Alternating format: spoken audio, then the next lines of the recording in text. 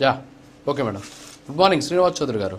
So మొత్తానికి ఇప్పుడు ఎలా వెరీ గుడ్ చూడొచ్చు మార్నింగ్. అంటారు? ఇప్పుడు ఇందాక మనం మాట్లాడారు, ఇప్పుడు మన వెంకటరెడ్డి గారు మాట్లాడారు, అలాగే రాయపట్టన్ గారు మాట్లాడారు. సో ఎలా చూడొచ్చు అంటే ఆ, వెంకటరెడ్డి గారు ఏమంటున్నారంటే మా పార్టీకి సంబంధించినటువంటి కార్యకర్తలు మేము బాగానే చూసుకుంటున్నాం, వాళ్ళకి ఐడి కార్డు ఇవ్వాల్సిన అవసరం లేదు, ప్లేనరీ నిర్వహించాలి, ఎప్పుడు నిర్వహించాలనేది బాగా ఇష్టము అని చెప్పేసి ఆయన చెబుతూ ఉన్నటువంటి పరిస్థితి ఎలా చూడొచ్చు అంటారు? ఆ, మొదట రాజు గారు మీకు ప్రైమ్ నైన్ వీక్షకులకి, వ్యవసాయ నేత అరుణ గారికి, అమరీష్ వెంకటేశ్వర గారికి, అలాగే వైఎస్ఆర్సీపీ నేత వెంకటరెడ్డి గారికి శుభోదయం, నమస్కారాలు. తెలుగుదేశం పార్టీ ప్లీనరీ గాని, మేడే గాని అదొక పండగ. ఆ పండగలో కార్యకర్తలు కూడా చాలా ఉత్సాహంగా పాల్గొంటారు, ఎందుకంటే అది ఒక పార్టీని జోషించే అంశం. 42 ఏళ్ళ చరిత్ర కలిగిన తెలుగుదేశం పార్టీ మేడేలు, అలాగే ఆవిర్భావ దినోత్సవాలు, అలాగే ఈరోజు మేము మహానాడు కార్యక్రమాలు, అవి పార్టీని కార్యకర్తల్ని ఉత్సాహపరిచేయడం జరుగుతుంది. గత మేము 42 ఏళ్ళుగా ఎన్నో అడక్కా మెక్కాలు జరిగిన తెలుగుదేశం పార్టీ ఇప్పటి వరకు శాశ్వతంగా ఉంది అంటే కార్యకర్తల యొక్క బలం, వాళ్ళకి ఇచ్చిన భరోసా, వాళ్ళకి నమ్మకాన్ని కల్పిస్తున్న అంశాలు. అలా విధంగా మహానాడు ప్రజాతంత్ర పద్ధతిలో నాయకత్వాన్ని, కొత్త నాయకత్వాన్ని, పాత నాయకత్వాన్ని గుర్తించి గౌరవించి వాళ్ళకి తగిన స్థానాలు ఇవ్వడం వల్ల ఈరోజు పార్టీ బలంగా నిలబడింది. ఏదైతే బాబు గారు, లోకేష్ గారు కార్యకర్తల కోసం పెట్టిన బీమా కావచ్చు, ఎన్టీఆర్ సేవా కార్యక్రమాలు కావచ్చు, ఎన్టీఆర్ ట్రస్ట్ తరఫున కావచ్చు, అలాగే ఎన్టీఆర్ యొక్క క్యాన్సర్ హాస్పిటల్ తరఫున కావచ్చు, ఇక్కడ అనేక అంశాలపైన, ఉదాహరణకి మా జిల్లాలో కార్యకర్త కష్టం వస్తే ఒక క్యాన్సర్ హాస్పిటల్లో ఫ్రీగా సర్వీస్ చేస్తున్నారు, దాని ద్వారా వాళ్ళకి నమ్మకం కలిగిస్తున్నారు. అదేవిధంగా కొన్ని రాజకీయ పార్టీలు కార్యకర్తల్ని, నాయకుల్ని చంపేస్తే వాళ్ళ పిల్లల్ని హక్కుగా చేర్చుకుంటాం, ఎన్టీఆర్ ట్రస్ట్ స్కూల్ తరఫున చదివిస్తాం. ఇది మా కుటుంబ సభ్యులకి మేము ఇచ్చే భరోసా, నమ్మకం, ఎందుకంటే మా ఫ్యామిలీ కాబట్టి. ఈ విధంగా పార్టీ కార్యక్రమాలు డిజైన్ చేస్తారు. యువజన, కార్యకర్త, మహిళలు, అదేవిధంగా విద్యార్థులు, సంఘాలు, ట్రేడ్ యూనియన్లు, అనేక రకాల విభాగాలుగా ఉండడం వల్ల ప్రతి ఒక్క విభాగానికి తగిన గుర్తింపు ఇచ్చే విధంగా వాళ్ళకి పదవులు, పార్టీలో అనేక రకాల గుర్తింపులు ఇవ్వడం వల్ల వాళ్ళ గౌరవంతో పాటు సొసైటీలో కాళ్ళెత్తుకొని జీవించే విధంగా ఒక గుర్తింపు ఇస్తుంది.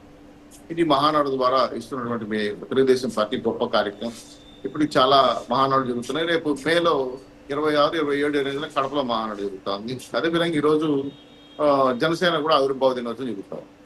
చాలా సంతోషం. మా కుటుంబంలో ఉన్న వాళ్ళు కూడా చేస్తున్న కార్యక్రమాన్ని వాళ్ళ పార్టీ కార్యకర్తలకు బ్రహ్మాండంగా ఉత్సాహాన్ని ఇస్తారని, వాళ్ళకి మంచి భవిష్యత్తు కూడా చూపిస్తున్నారని భరోసా ఇస్తున్నారు.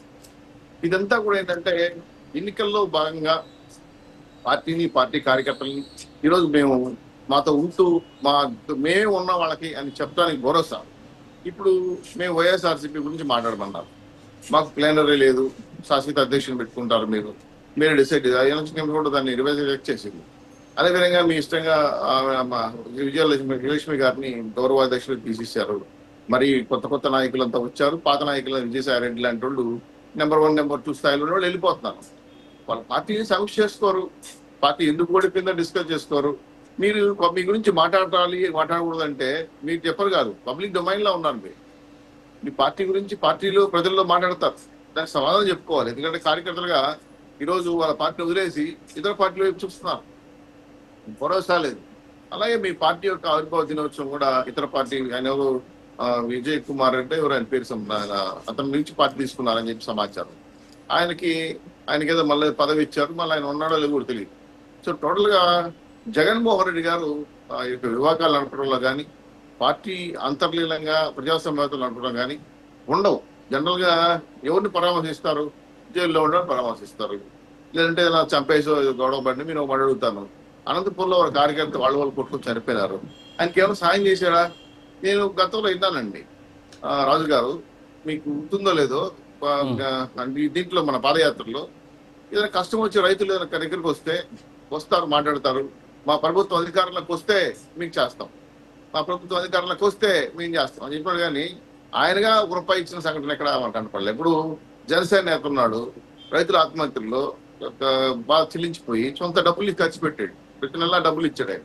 అట్లా లేదు తెలుగుదేశం పార్టీ అనుకో. మా పార్టీ కార్యకర్తలు ఎవరికి నష్టం జరిగితే మేము వాళ్ళకి ఏదో రకంగా ఆధారం చూపిస్తాం, ఆర్థికంగానో లేదా ఏదో రకంగానో.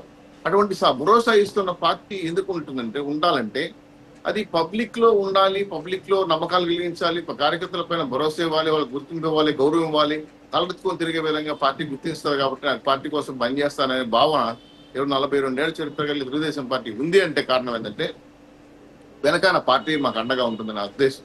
కాబట్టి అటువంటి సంస్కృతి సాంప్రదాయాలు వైఎస్ఆర్సీపీ వాళ్ళకి వస్తాయా అంటే అది వాళ్ళ ఇష్టం. వాళ్ళ పార్టీకి నేను చెప్పాల్సిన అవసరం ఏంటంటే వాళ్ళు వద్దన్నారు. మేము చెప్పినా మంచి చెప్పినా తీసుకునే పరిస్థితి లేదు కాబట్టి వాళ్ళ ఇష్టం. కొంత ఉండొచ్చు. ఇప్పుడు ఉదాహరణకి 2014 2019లో ఓటమి తర్వాత, ఇప్పుడు 24లో తర్వాత, రేపు 29లో ఇట్లా సంగతి చూస్తుంటే వాళ్ళ పార్టీ ఉంటుందా? ఈ రోజు వాళ్ళ పార్టీ ఆఫీసులు ఉన్నాయా?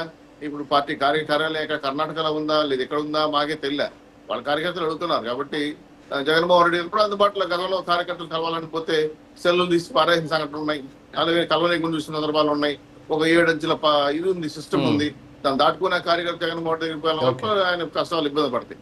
ఇవన్నీ కాదు. తెలుగుదేశం పార్టీలో మాకేంటంటే మాకు పార్టీ ఆఫీసు, మా పార్టీ కార్యకర్తలు ప్రతి నిత్యం ప్రజాదర్బార్ తీసుకోవాలి. ఏదైనా సమస్యలు వస్తే వెంటనే పరిష్కరిస్తూ వస్తున్నాం. అదేవిధంగా పార్టీని కాపాడుకోవడం అనేది పెద్ద కర్తవ్యం అండి, చిన్న విషయం కాదు. పార్టీ నడవడం అంటే కొన్ని వందల వేల కోట్ల రూపాయలు కార్యకర్తల రూపాయలు ఖర్చు పెట్టాలి.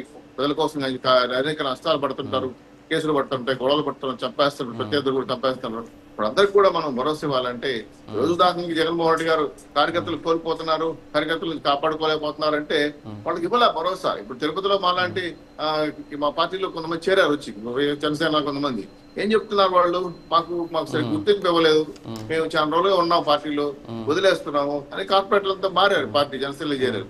మరి ఎందుకు మారారా అంటే వాళ్ళు సమీక్షించుకోవాలి.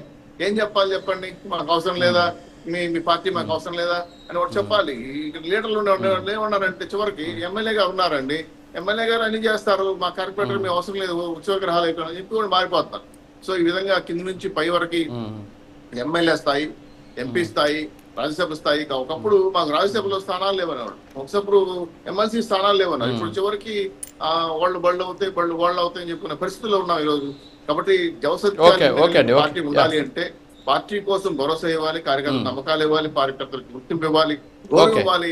అటువంటి తెలుగుదేశం పార్టీ జనసేన మంచి కార్యక్రమాలు చేసుకుంటూ జనంలో ముందు దూసుకెళ్తున్నాం. కాబట్టి మాకు ప్లెనరీ కావచ్చు, వాళ్ళ ఆవిర్భావ దినోత్సవం కావచ్చు, మా మేడే కార్యక్రమాలు కావచ్చు, లేదంటే మహానాడు కావచ్చు, ఏవైనా సరే కులాల వారిగా, మతాల వారిగా, ప్రాంతాల వారిగా కాకుండా అందరూ సమానంగా తీసుకునే ప్రజాస్వామ్య పద్ధతిలో ప్రజలకు గుర్తింపిస్తే, ప్రజా నాయకులు గుర్తింపులు ఇస్తే, భరోసా ఇవ్వగలిగితే, ఈ రోజు పార్టీలో కష్టపడే వాళ్ళకి నమ్మకాన్ని ఇవ్వగలిగితే పార్టీ నిలబడతారు సార్. పార్టీ కాపాడుకోవాల్సిన బాధ్యత మనకు ఉంది. కాబట్టి లీడర్ గా అది వాళ్ళ ఇష్టం. వాళ్ళ జనసేన కార్యకర్తలు కావచ్చు, మా మహానాడు మాకున్న ప్రణాళిక ప్రకారం పోతాం. జనసేన కాదు, నాట్ ఓన్లీ జగన్మోహన్ రెడ్డి గారి పార్టీ, ఆయన ఇష్టం ఉండొచ్చు, ఆయనకి ఏదో వేరే ఆలోచన ఉండొచ్చు. కాబట్టి ఆయన నడిపించాలా, నడపాలా, ఉంటుందా పార్టీ అనే విషయం పైన చాలా ప్రశ్నలు. ఏ పార్టీలో వాళ్ళ ఇష్టం లేండి. ఓకే శ్రీనివాస్ చౌదరి గారు, okay, good morning sir. Venkateswara గారు, ఇప్పుడు పార్టీలకు